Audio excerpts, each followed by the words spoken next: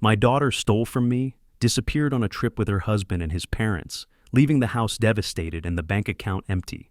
2 days later, she called, screaming, "I hate you! You have to stop this!" hoping for forgiveness.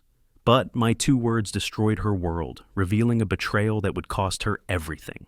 Before we continue, please subscribe to the channel and let us know where you are listening in the comments. The gravel crunched under my tires as I pulled into the driveway. 3 days in Dallas, and something felt wrong before I even cut the engine. The porch light, the one I always left burning, was dark.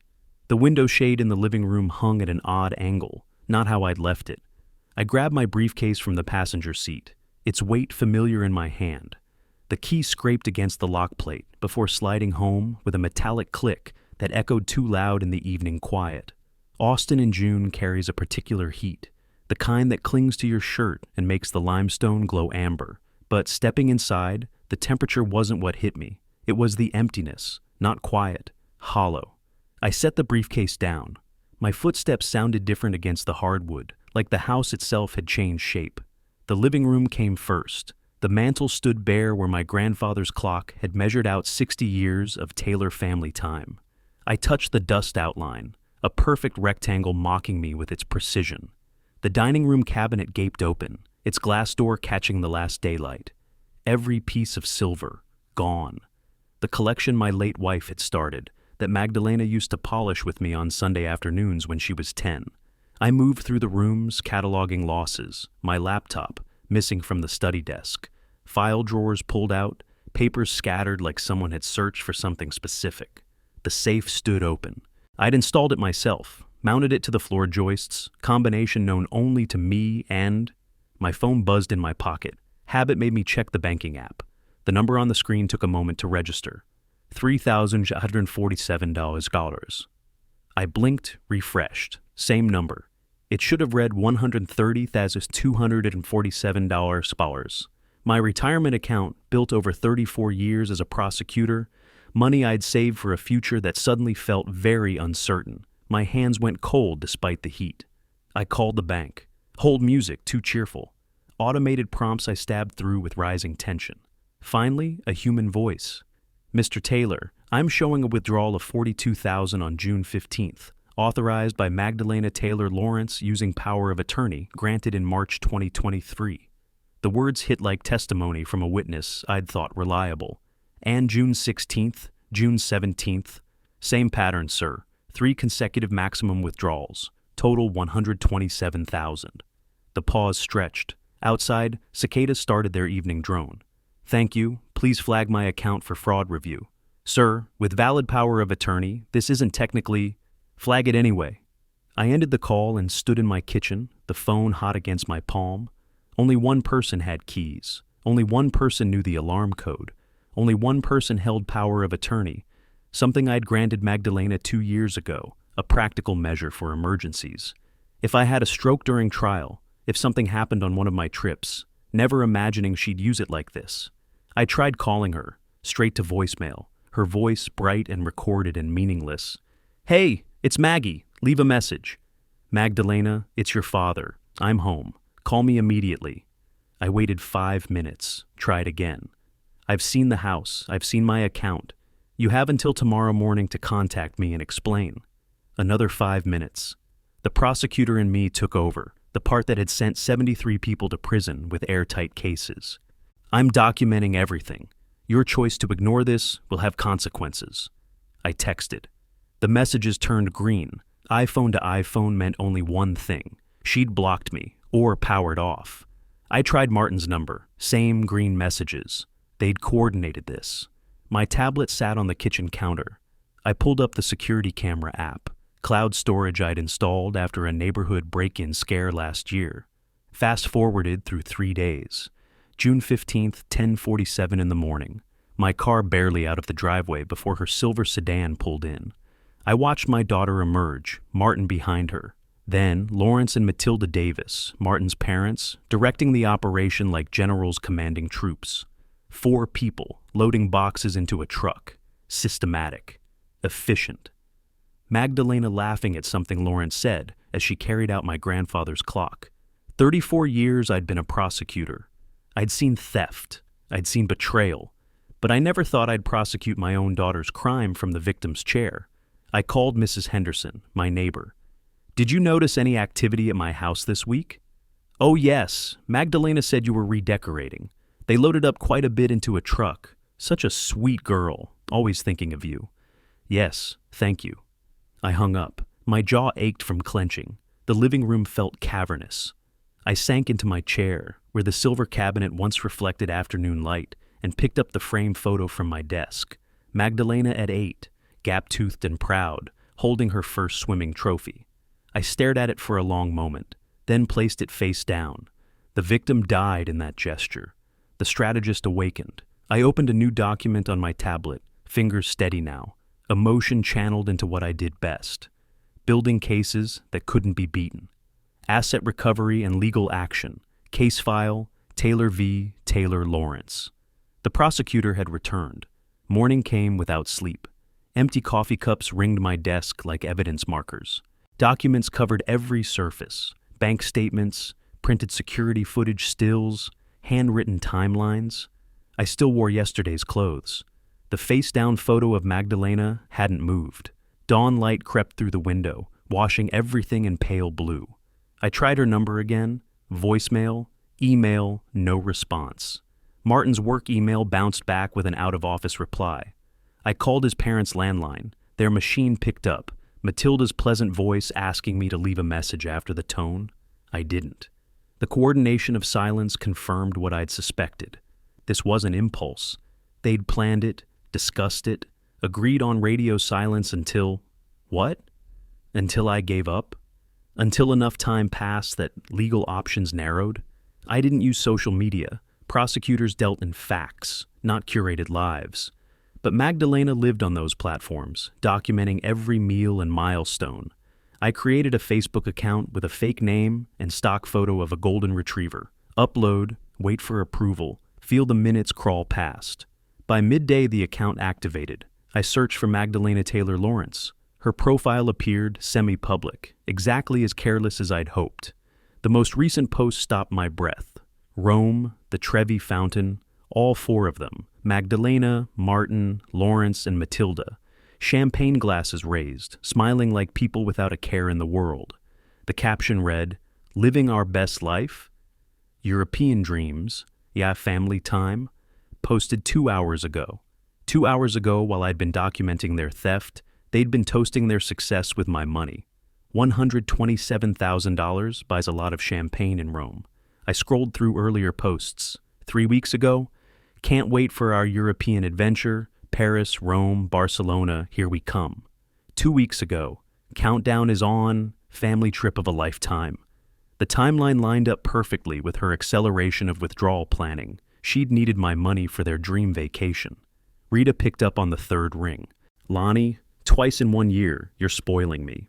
Rita Henderson, no relation to my neighbor, had been Magdalena's mother's closest friend. When Clara died 7 years ago, Rita became the bridge I couldn't quite cross with my daughter. "Rita, when did you last talk to Magdalena?" A pause. "Maybe 3 months back. She mentioned they were planning a big trip. Europe, I think. Lawrence and Matilda were going too." Her voice shifted. "Why? What's happened?"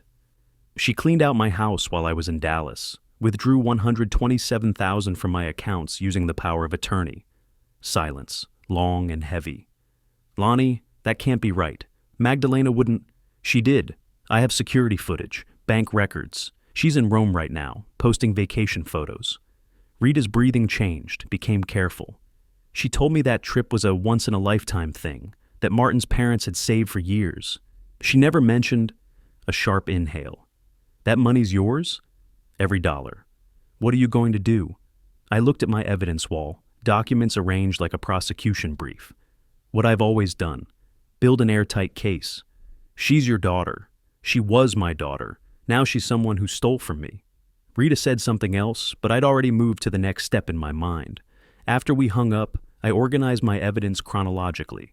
Security footage burned to a drive, bank statements highlighted and annotated, photographs of empty spaces where my grandfather's clock had stood, where the silver collection had gleamed. The revocation of power of attorney required a bank appointment. I called, scheduled for tomorrow morning. The representative asked for the reason. Misuse of authority, and I'll need complete transaction records for the past 90 days for legal proceedings. Legal proceedings against the person who held the power of attorney. Yes. Evening settled over Austin, painting the hills in shades of rust and amber. I sat at my desk, the evidence of betrayal surrounding me like trial exhibits. A box of Magdalena's childhood photos sat by the door, taped shut, labeled storage in black marker. Inside were soccer trophies, school plays, father-daughter dances. None of it mattered now. I opened a new document on my laptop, titled it Action Plan, and typed 4 items. 1. Revoke power of attorney, June 19th, 9 a.m. 2. Retain civil litigation attorney, research firms tonight. 3. File police report for theft. Document all missing items with values. 4. Initiate civil suit for fraud and conversion. Full asset recovery. Each action would trigger consequences she couldn't avoid, not even from Rome. The law moved slowly but thoroughly, especially when a former prosecutor knew exactly which levers to pull. My phone sat silent on the desk. No calls, no texts, no desperate explanations. She'd made her choice in that silence. Now, I'd make mine. The laptop screen glowed in the darkening study. Outside, cicadas resumed their chorus. I saved the document, backed it up to cloud storage, printed a copy for tomorrow's attorney meetings. 34 years prosecuting criminals had taught me one truth. Evidence didn't lie, and consequences always came due. The box by the door would stay there, taped and labeled, a sealed record of a relationship that ended the moment she withdrew that first $42,000. Tomorrow, the real work began. The morning of June 19th found me dressed in my gray court suit for the first time since Dallas. I checked the evidence folder twice before leaving. Bank statements, security footage, screenshots, itemized property list with appraisals. The box of Magdalena's photos still sat by my study door, taped shut, labeled for storage. I'd slept 3 hours. It was enough. Traffic moved slowly through downtown Austin. I passed the Capitol Dome, its limestone glowing in the morning sun, and turned onto 6th Street. Wilson and Associates occupied a modern building with floor-to-ceiling windows. I'd found Robert Wilson through the Texas Bar Association directory, specifically choosing someone with no family connections, no history that would compromise his objectivity. Wilson's office smelled like leather and old law books. He was late 50s, silver-haired, with the practice-neutral expression of someone who had heard every family betrayal story twice. I didn't wait for pleasantries. Everything's in the folder. Bank records, security footage, property inventory with current market appraisals, timeline of events. I walked him through it like presenting to a jury, pointed to specific transactions, pulled up the security footage on his computer, Magdalena and Martin loading my grandfather's clock into their car, Lawrence directing the operation like a general. Wilson made notes, his pen scratching across yellow legal paper. The power of attorney was valid, Wilson said finally. Technically, she had legal authority for the withdrawals. Criminal prosecution would be difficult. I don't want criminal charges. He paused, pen hovering. Most fathers in your position would want. I'm not most fathers. Criminal charges end. I want civil judgment, permanent financial consequences. I want her to explain this in every loan application, every background check for the rest of her life. Wilson set down his pen. I can do that. We spent 2 hours building the strategy. The physical property theft constituted burglary, laptops, silver, antiques. The money withdrawal, while technically authorized, could be challenged as conversion if I proved she exceeded the scope of her authority. The power of attorney specified emergencies only. A European vacation wasn't an emergency. They're living in your property? Wilson asked. My rental house in South Austin. No written lease, no rent paid. I let them live there 2 years ago when they claimed financial hardship. Tenants at will. Wilson smiled for the first time. Vulnerable. We can terminate their tenancy with proper notice. 30 days. How soon can you serve the notice? They're in Europe now. Send it to Rome. Let them read it over breakfast at whatever luxury hotel my money paid for. Wilson raised an eyebrow. That's vindictive. That's strategic. I want them to know the clock is running while they're still spending my money. I want the entire trip poisoned. He nodded slowly. International courier. DHL can deliver to their hotel by Monday if we move fast. Wilson called in a colleague for estate planning. My current will left everything to Magdalena. House, investments, life insurance, everything accumulated over 63 years. The estate attorney, a woman in her 40s with careful eyes, pulled up my file. Mr. Taylor, disinheritance is permanent. If you reconcile later, I won't. Family dynamics can change. She stole $127,000 and my grandfather's watch. The only thing that will change is her understanding that theft has consequences. My will should reflect that she is, as of today, no longer my heir. She exchanged a glance with Wilson. As you wish, we'll draft accordingly. They prepared documents, charitable donations to legal aid societies, veterans organizations, scholarships for underprivileged law students. Nothing for Magdalena. The will would specifically reference the theft as cause for disinheritance, legal protection against future challenges. By noon, I'd signed 7 documents. Each one I read carefully, decades of prosecutorial habit refusing to sign anything unread. My fountain pen, 30 years old, a gift when I made senior prosecutor, scratched across each signature line. Revocation of power of attorney. 1 signature. Notice to vacate property. Another. Civil complaint for conversion and theft. A 3rd. Last will and testament, the final cut. A notary came to witness the will signing. She checked my ID, confirmed my identity, watched me sign. Her stamp came down with a metallic thunk that echoed in the quiet office. I stared at the embossed seal, the only moment my composure cracked. Wilson quoted his retainer. $5,000. I wrote the check immediately. He mentioned payment plans. I cut him off. I have resources. Use them to bury her legally. Lonnie, may I call you Lonnie? I need to ask. Are you certain you want to proceed with all of this simultaneously? It's a full legal assault. She mounted a full assault on my trust, my home, and my bank account. I'm responding proportionally. Courts will see this as a family dispute. Courts will see documentation of theft, breach of fiduciary duty, and conversion of assets. That's not a family dispute. That's a civil case. And I've won more civil cases than you've probably tried. Wilson smiled slightly. Then I'm glad you're the client, not opposing counsel. The courier will deliver documents to their Rome hotel by Monday, Wilson said, as I collected my copies. That gives them 2 weeks left in Europe. They'll spend it arguing, not sightseeing. Good. I want her to understand that actions have consequences while she's still taking the action. What if she calls you, tries to negotiate? She won't reach me. I blocked her number this morning. Wilson studied me for a moment. That's cold. That's necessity. I walked to my car with the folder under my arm, feeling lighter than I had in days. The documents inside represented more than legal action. They represented the systematic dismantling of trust that had been violated, of privileges that had been abused, consequences delivered with the precision of a prosecutor who'd spent 35 years enforcing them. The week crawled by. I returned to routine, morning coffee, courthouse visits for active cases, evening walks around Lady Bird Lake. The documents sat in Wilson's office, processed and sealed for international courier. On Monday morning, June 26th, my phone rang.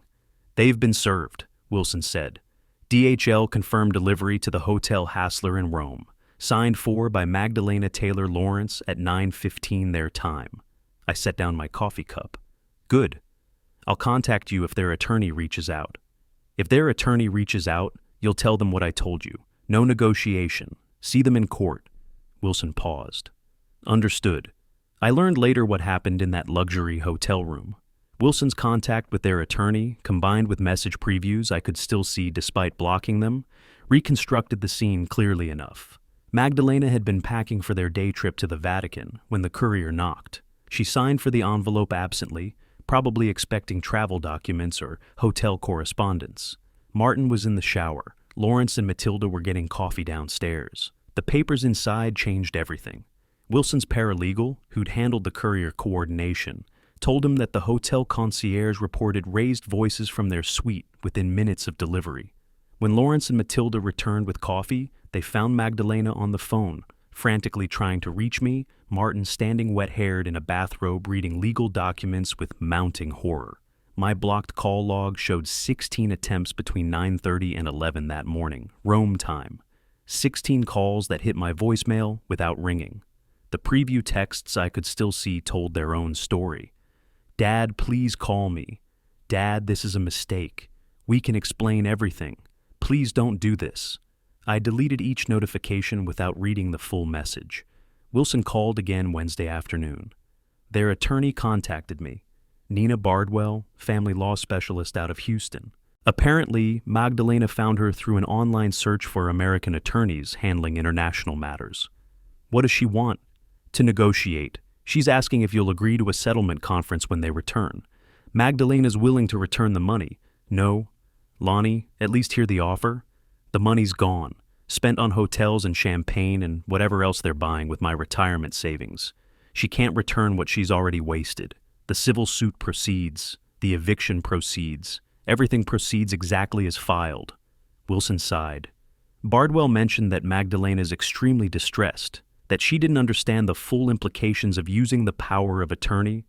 She understood perfectly. She withdrew the maximum amount 3 consecutive days. That's not confusion, that's calculation.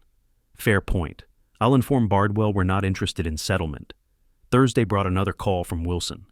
Bardwell's pushing hard. She says Martin's ready to testify that this was all Magdalena's idea, that he opposed it, that his parents weren't involved in planning.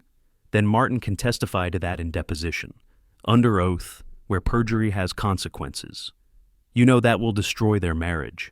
Their marriage isn't my concern. Their theft is. Friday morning, my blocked call log showed attempts from new numbers. Martin's parents, probably. The previews showed increasing desperation. "This is Lawrence Davis. We had nothing to do with the money. Mr. Taylor, please. Our son's marriage is falling apart." I blocked each new number as it appeared. Saturday, Wilson forwarded an email from Bardwell. In it, Magdalena offered a written apology, a payment plan for restitution, and a promise to return all physical property. The email included photos of the items, my grandfather's clock, the silver collection, my laptop, laid out on their hotel bed like evidence at a crime scene. "She's desperate," Wilson said when I called him. The email took her 3 hours to compose, according to the metadata. Multiple drafts. She knows the trip is ruined. The trip? I let the word hang. She thinks I care about ruining a vacation? What do you care about? Making sure she understands that actions have permanent consequences. That family doesn't grant immunity from accountability.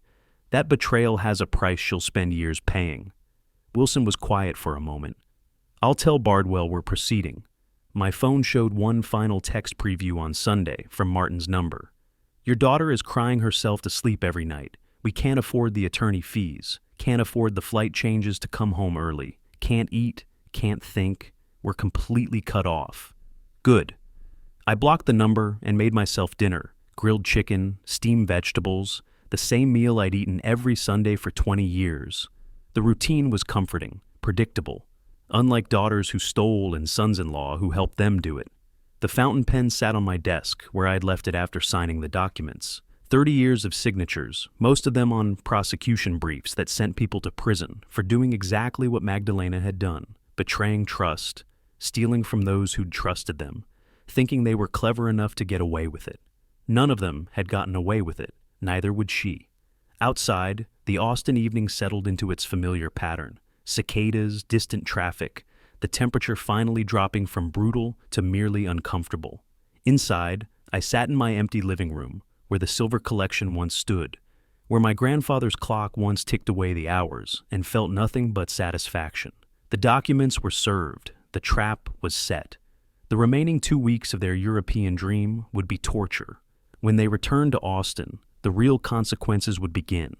2 weeks passed. July 10th arrived hot and heavy, the kind of Austin afternoon that made limestone sweat. I was in my study reviewing documents when I heard the car in my driveway. I looked out the window, Magdalena's silver sedan, loaded with luggage. They'd returned from Europe. I didn't go outside, didn't open the door. I stood at the window, coffee cup in hand, watching. Magdalena approached first, Martin trailing behind with a suitcase. She pulled out her key, inserted it into the lock, tried to turn it, frowned, tried again. The key that had opened this door for 2 years no longer worked. I'd changed the locks a week ago while they were still drinking champagne in Barcelona. Texas eviction law was clear. Once notice is served, a landlord can secure the property. Their belongings were packed and stored in a climate-controlled unit on Riverside Drive, receipt and key in my desk drawer, itemized list professionally photographed, everything documented, everything legal. Martin pounded on the door. I stood 5 feet away, separated by wood and glass, silent as stone. They couldn't see me through the afternoon glare on the window. Magdalena pulled out her phone, blocked number, no connection. They circled to the back door, also rekeyed, peered through windows, called again. After 10 minutes, they drove away. The fountain pen from the document signing sat on my desk. I picked it up, tested its weight, set it down again. First battle won without a single word spoken. 3 days later, Wilson called. Bardwell filed her response. She's claiming oral gift agreement and retaliatory eviction. I set down my coffee. Expected? What's her evidence? Pattern of past financial support. She's arguing you established a precedent of providing money without repayment expectation. Every transaction is documented. Gifts were labeled as gifts. Loans were labeled as loans. This withdrawal was neither. I know, but she's playing for sympathy. Mean father throws out his daughter. Mean father enforces consequences for theft. Bring the bank records tomorrow. Every single transaction for 5 years. We'll show the jury exactly what precedent I established. I pulled out the file folder labeled Financial History, Magdalena. Years of bank statements, each with my handwritten notes. Car down payment, loan, repayment expected. Medical bills, gift, no repayment. Credit card debt, loan, repayment plan, discussed. Every transfer categorized, dated, justified. I photographed each page, emailed them to Wilson with timestamps. That evening, my phone rang from an unknown number, Houston area code. I almost ignored it, then reconsidered. If this was Lawrence Davis, I wanted it on record. I opened my voice recording app, tapped record, answered on speaker. Taylor, this is Lawrence Davis. You need to listen to me very carefully. I said nothing, picked up a pen, started writing on my legal pad. Magdalena is your daughter. You're destroying her life, destroying my son's marriage. Over what? Money? You're a disgrace as a father, I wrote. Destroying marriage. Disgrace as father. Over money. I have friends in the Austin legal community. I will make sure everyone knows what kind of man you are. Vindictive, cruel, heartless. I will ruin your reputation if you don't drop this ridiculous lawsuit and eviction. My pen kept moving. Ruin reputation. Drop lawsuit. Threats. Are you even listening? Answer me. Drop the case or face the consequences. I'm not playing games. I will destroy you socially and professionally if... Mr. Davis, I interrupted, voice calm, almost friendly. This conversation has been recorded per Texas Penal Code Section 16.02, which allows one-party consent recording. Your threats constitute witness intimidation under Texas Penal Code Section 36.06. My attorney will receive this recording within the hour. Do not contact me again. I hung up. Saved the recording to my phone, laptop, cloud storage. Transcribed key portions. Emailed everything to Wilson with the subject line, Exhibit F, Intimidation Attempt by Interested Party. Wilson called back 20 minutes later, laughing. He actually threatened to destroy your reputation on a recorded line after you identified yourself as a former prosecutor. He assumed I was too emotionally compromised to think strategically. He was wrong. This is gold, Lonnie. Pure gold. Bardwell is going to lose her mind when I send this over. Include it in your next filing. Let the judge see what kind of people we're dealing with. Already drafting it. Exhibit F. Evidence of intimidation and bad faith by interested party. Make sure the transcript is clean. I want every word documented. A text came through from a new number I didn't recognize. Martin's message, Mr. Taylor, please. We have nowhere to go. Just let us talk to you. We can fix this. I deleted it. 30 minutes later, another. My parents won't let us stay long term. We're losing everything. Don't you care at all? Then, I'm begging you. Magdalena is falling apart. She's your daughter. Please. I blocked the number without responding. Before sunset, I drove to the storage unit on Riverside, unlocked it, checked the contents.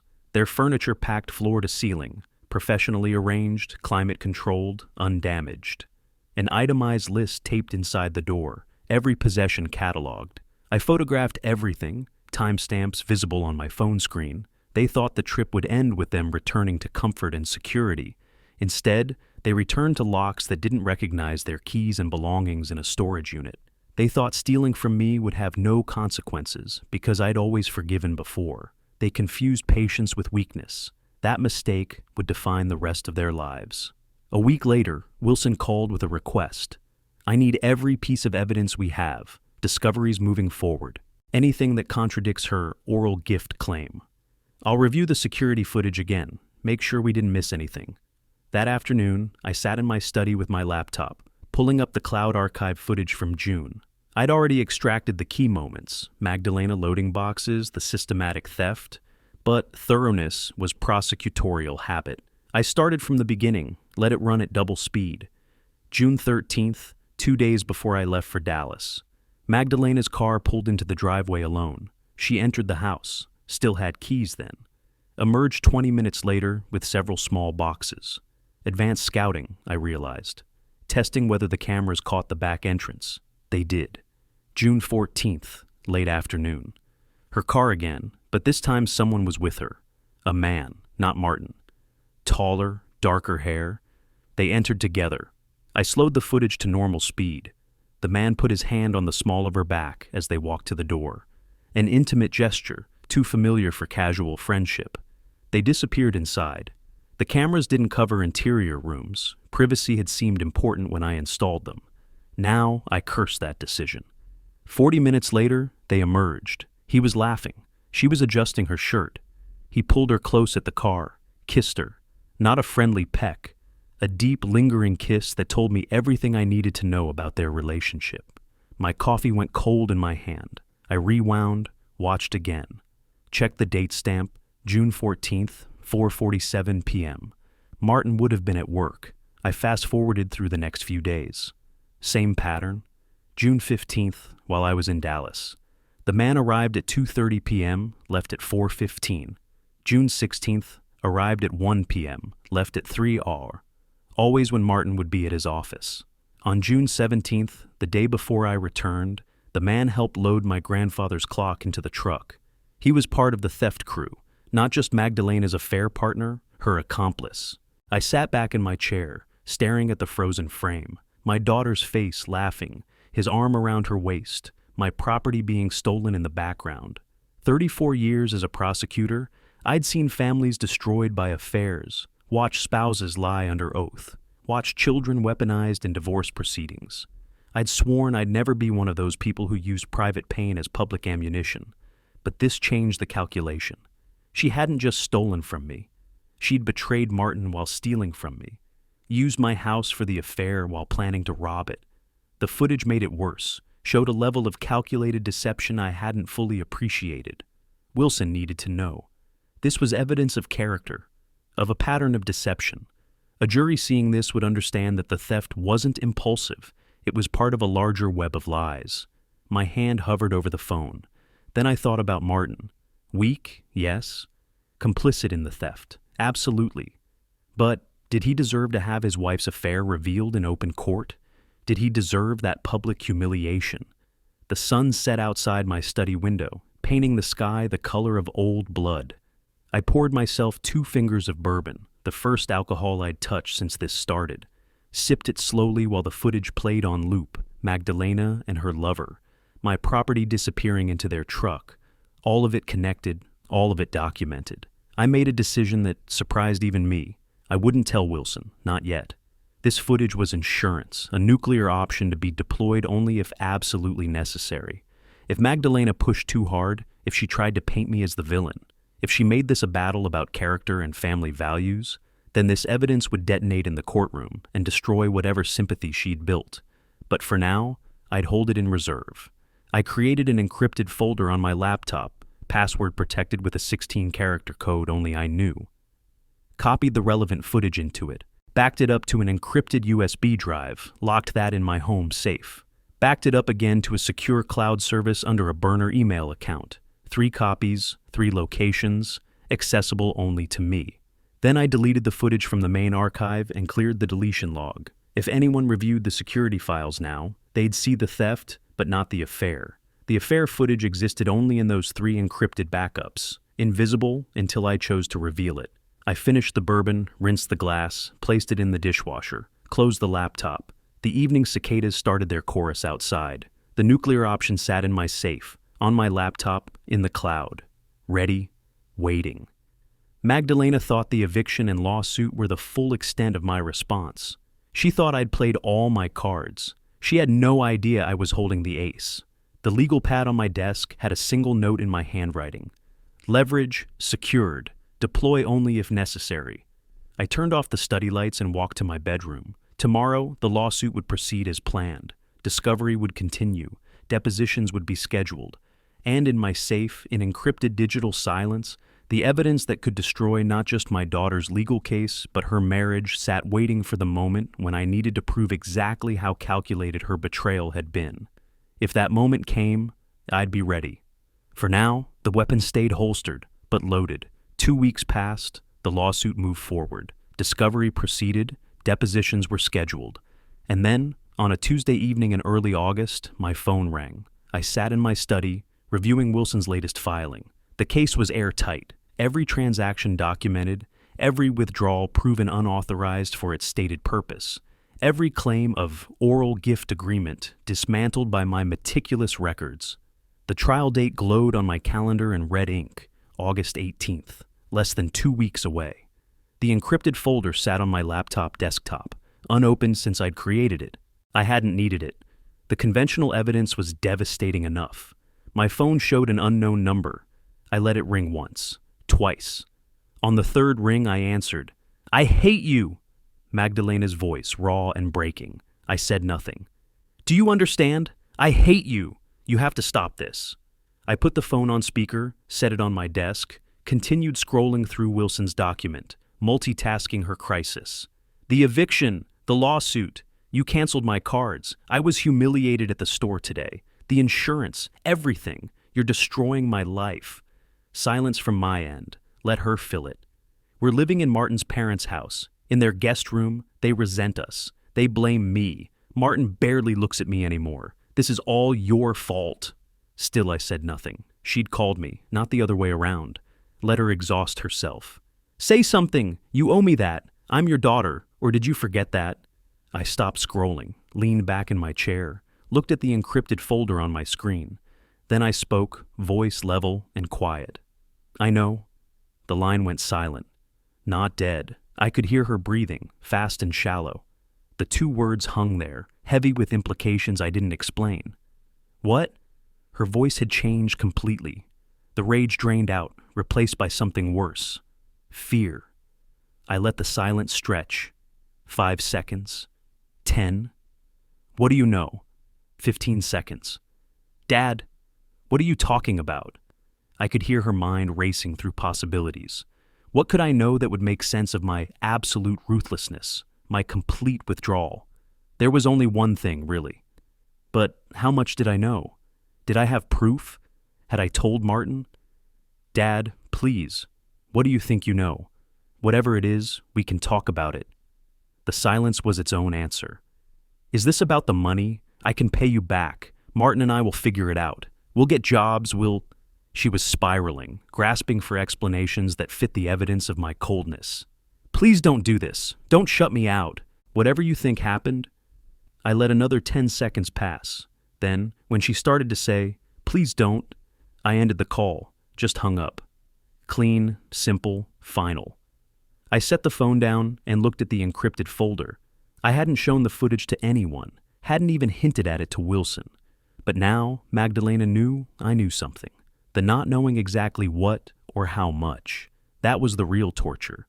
She'd spiral now, trying to figure out her exposure, trying to contain damage to a situation she didn't fully understand. My phone buzzed with texts from the same number. "Dad, please call me back. I don't understand what you meant. Please, we need to talk. I'm scared. Please." I read each one as it arrived. Deleted none. Documentation habits die hard. Responded to none. Silence was the message. She knows I know. She doesn't know what I know, or how much I know, or what I'll do with what I know. That uncertainty will eat at her. Every conversation with Martin, she'll wonder if I've told him. Every interaction with his parents, she'll wonder if I've destroyed her marriage yet. I haven't. I won't, unless I have to. But she doesn't know that. And that not knowing is more powerful than any action I could take. I closed my laptop, the encrypted folder still unopened, still unused. The legal case was proceeding perfectly without it. The psychological case, well, that call had just proven how effectively the psychological pressure was working. Outside, the August evening settled over Austin, cicadas drilling their endless rhythm into the heat. Inside, I sat in my study where my grandfather's clock used to tick, where the silver collection used to gleam, and felt nothing but the cold satisfaction of a strategy executing exactly as planned. The trial was 13 days away. Magdalena was running out of time, out of options, out of allies. And now, after those 2 words, she was running out of sleep too, I'd wager. I opened my call log. Duration, 3 minutes, 47 seconds. I took a screenshot for documentation, then opened Wilson's email to continue trial preparation. The conversation was over, permanently. My phone buzzed one more time. I'll do anything, please just tell me what you know. I turned the phone face down on my desk and returned to work. The documents didn't review themselves, and unlike my daughter, I had no interest in begging for mercy. I had no intention of granting. The fountain pen from the document signing sat beside my laptop. I picked it up, tested its weight, thought about all the signatures it had witnessed, prosecution briefs, convictions, guilty verdicts. Now it would witness one more, my signature on the final trial documents that would make my daughter legally, financially, permanently accountable for her betrayal. I signed Wilson's filing authorization with steady strokes. Outside, the sun set behind the hill country, painting the sky the color of old consequences. The next morning, I woke at 6, made coffee, reviewed trial documents. Routine unchanged, calm intact. In Houston, Magdalena didn't sleep. I learned this later from what followed, from the frantic energy that drove her to make catastrophically poor decisions. She spent the night searching, checked Martin's phone while he slept, no messages from me, searched her own deleted files, trying to figure out what evidence I might have, reviewed her social media, trying to remember what she'd posted, what she'd revealed. The affair had been careful, never at restaurants, never in public, always at my house when Martin was at work. But careful isn't the same as invisible. By dawn, she'd spiraled into certainty. I had to know about the affair. Nothing else explained my absolute coldness, my complete withdrawal. But how much did I know? Did I have proof? Was I waiting to destroy her marriage in court as punishment? That afternoon, Matilda Davis cornered her in the kitchen of their Houston home. Magdalena, you need to fix this situation.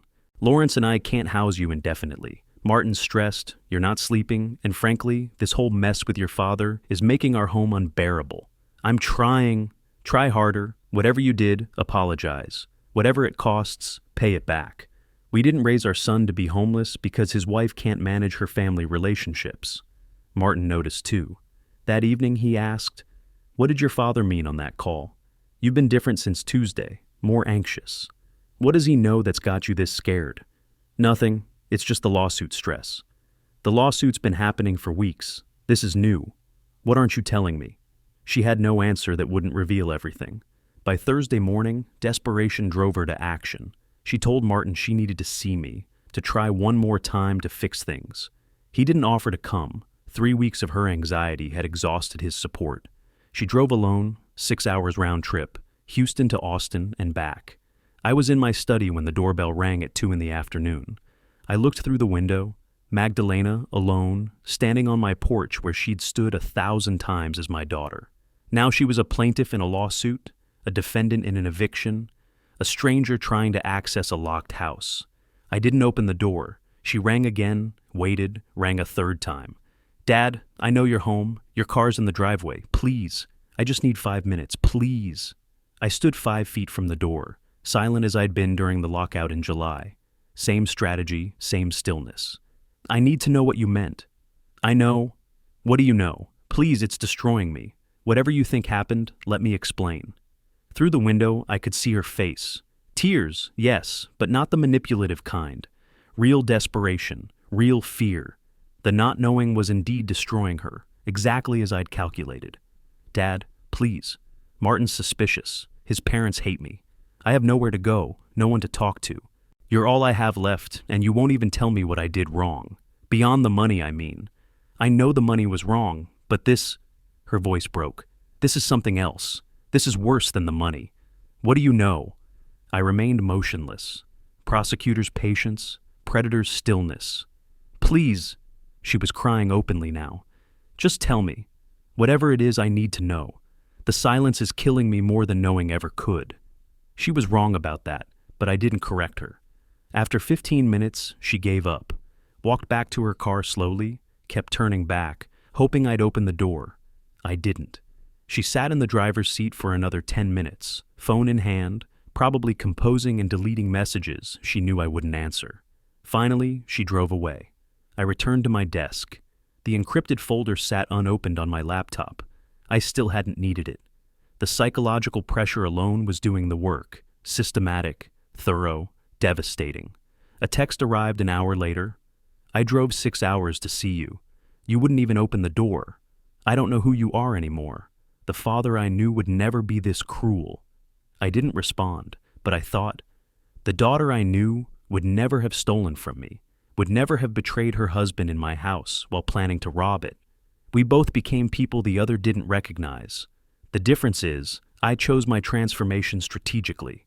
She stumbled into hers through greed and recklessness. Wilson called that evening. Bardwell's pushing hard for settlement. She's terrified of trial. Says her client is in a fragile emotional state. Good. Lonnie, I have to ask. Is there something else going on? Something I don't know about?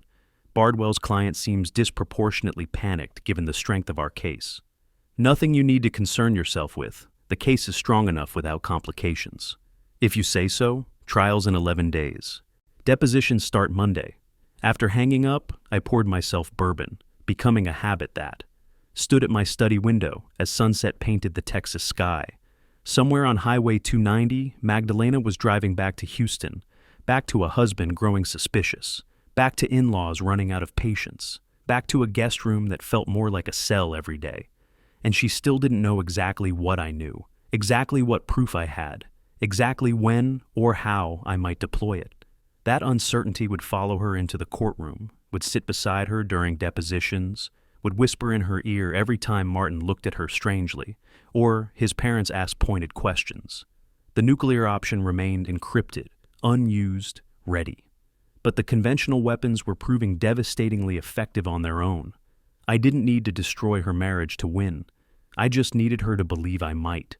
The 11 days since Magdalena's desperate visit passed quietly. Wilson and I prepared methodically. Documents arranged, witnesses confirmed, evidence cataloged.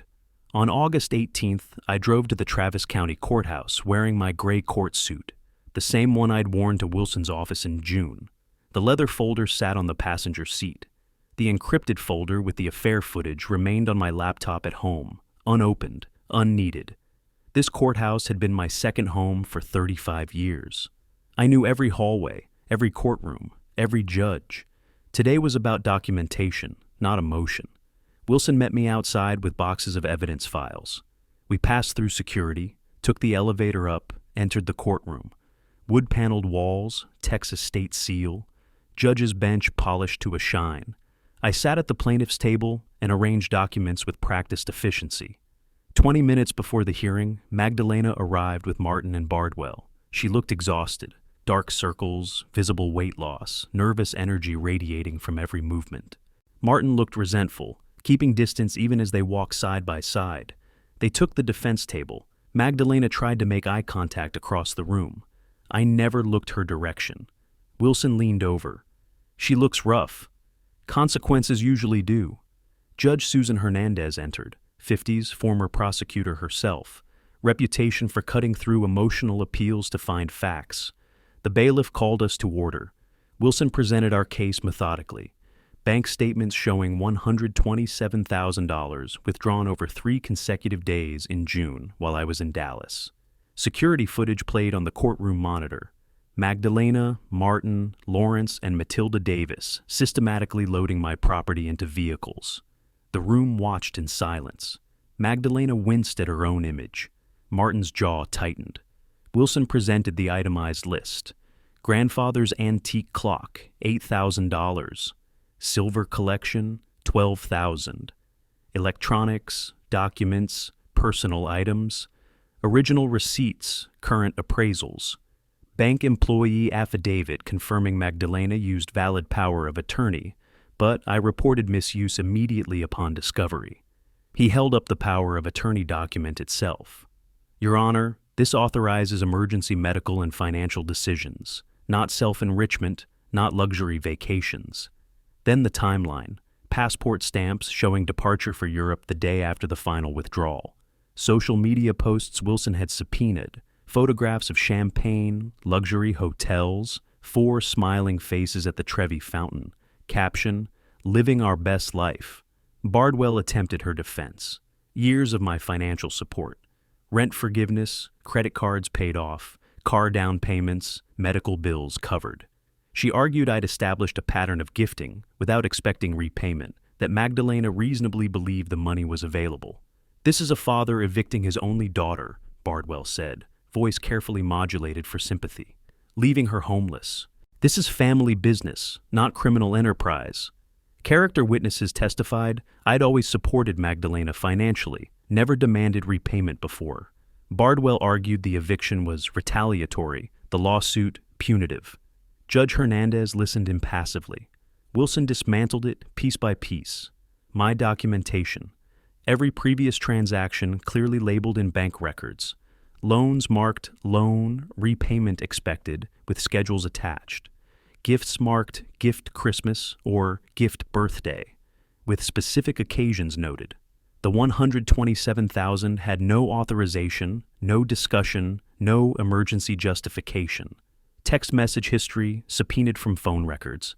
Every previous request from Magdalena was specific. Need $500 for car repair. Can you help with $1,200 medical bill? Never blank authorizations. Wilson returned to the social media posts, enlarged on the monitor. Your Honor, these were posted while Mr. Taylor was discovering the theft and desperately trying to contact his daughter. This wasn't emergency use of power of attorney.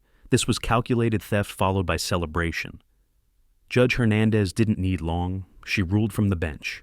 The power of attorney was misused. The defendant had no authorization for this withdrawal. However, given the family relationship and history of financial support, the court finds partial liability appropriate.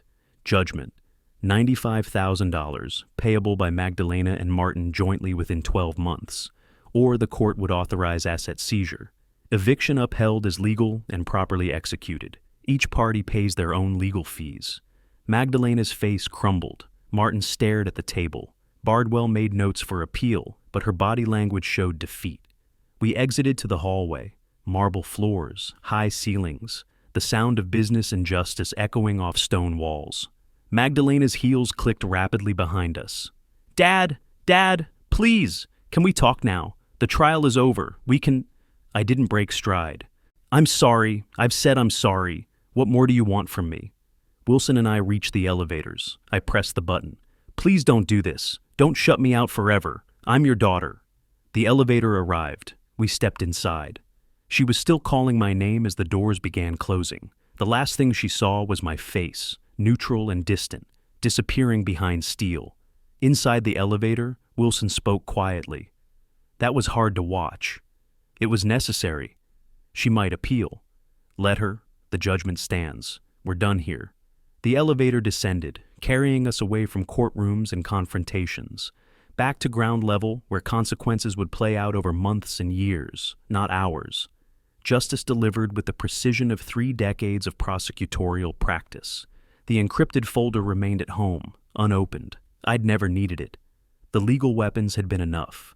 2 weeks after the judgment, the first payment arrived, $792, the monthly installment that would continue for the next 12 months.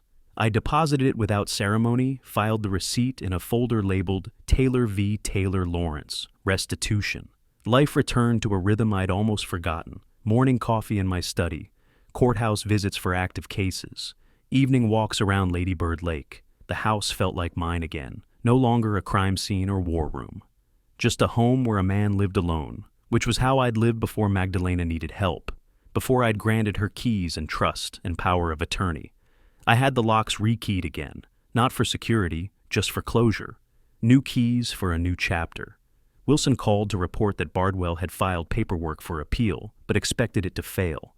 The judgment was sound, the evidence overwhelming. Magdalena and Martin would be paying for years. In Houston, the consequences became their daily reality. I learned this not from contact, there was none, but from the evidence the payments themselves provided. Each check came from a different account, sometimes Martin's employer direct deposit, sometimes a credit union, once from what appeared to be a payday loan service. They were scrambling, month by month, to meet the obligation. The cramped guest room in Lawrence and Matilda's house became permanent. The in-laws' patience wore thinner each week. Martin's parents blamed Magdalena, made that clear in ways both subtle and direct.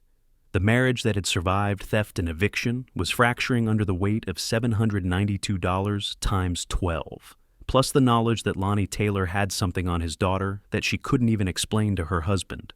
Martin grew colder, spent more time at work, less at home, asked fewer questions about what his father-in-law knew that made his wife wake up crying at 3 a.m. The nuclear option remained encrypted on my laptop. 3 backups, 3 locations, password protected and unused.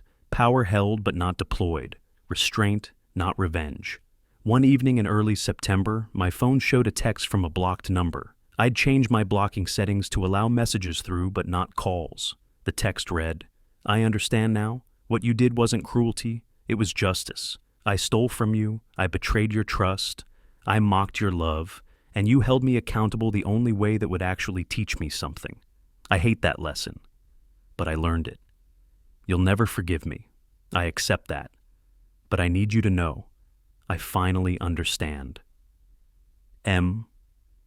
I read it twice, saved it to the case file, didn't respond. She was right. I wouldn't forgive her, not because I couldn't, but because forgiveness would undo the lesson. She needed to carry this weight. Every payment, every month, every year. The consequence had to be permanent, or it meant nothing. That didn't give me joy. Justice rarely does. It's necessary, not pleasant. A balance restored, not a victory celebrated. I framed the court judgment and hung it in my study, next to certificates from 35 years of prosecutions. Another case closed, another consequence enforced. That it was my daughter made it harder, not different. The law didn't bend for blood relations. Neither did I. Months would pass. The payments would continue. Martin and Magdalena's marriage would end. I heard this through legal circles, not from contact. She'd eventually move out of her in-laws' house, find a small apartment, start rebuilding a life that would always carry the weight of what she'd done in June. The affair would remain her secret, protected by my restraint. I'd proven I could destroy her completely, but chose not to. That restraint was its own statement. This was about justice, not revenge. About accountability, not annihilation. My grandfather's clock was gone. The silver collection, scattered or sold. The $127,000, mostly spent on European dreams that became American nightmares. But $95,000 would return, dollar by dollar, month by month. A tangible reminder that actions have consequences. I poured bourbon that September evening, stood at my study window as the Texas sun set behind the hill country. Somewhere in Houston, Magdalena was writing another check, feeling the weight of accountability. Somewhere in my safe, the encrypted evidence of her affair sat unused, a weapon holstered because it hadn't been needed. I'd set out to teach a lesson about trust and theft and consequences. The lesson took 3 months, cost thousands in legal fees, and severed a relationship that had defined 30-some years of my life. But the lesson stuck. And that, I thought, as darkness settled over Austin, was the entire point. The case file closed. The payment schedule continued. Life moved forward. Justice, delivered with the precision of a prosecutor who'd spent 3 decades proving that nobody, not strangers, not friends, not family, stood above accountability. My phone stayed silent. The blocked number sent no more messages. The fountain pen from the document signing sat on my desk, ready for the next signature, the next case, the next enforcement of consequences that some people thought wouldn't apply to them. They always did. They always would. If you like this story, Please like this video, subscribe to the channel, and share your impressions of this story in the comments. To listen to the next story, click on the box on the left. Thank you for watching.